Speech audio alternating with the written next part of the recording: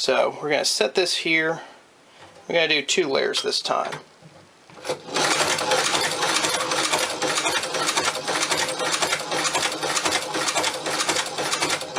Now say I want to backstitch this.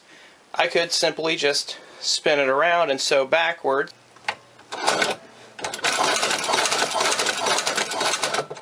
And I backstitch. As long as you're good, you'll get it in line. But there's another way to do it.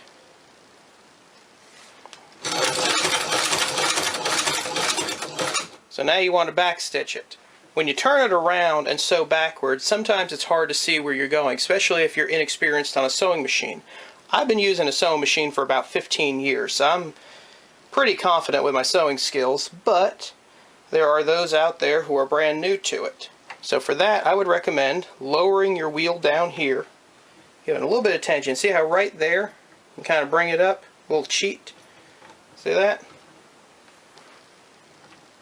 See how right there I can raise the presser foot, swing it around, get it in line, and now backstitch.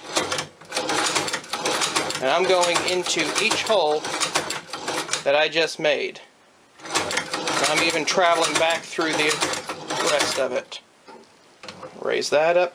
Now when you're pulling a piece out, don't just yank it, you'll break the thread. Up here, pull it loose, and then pull from there.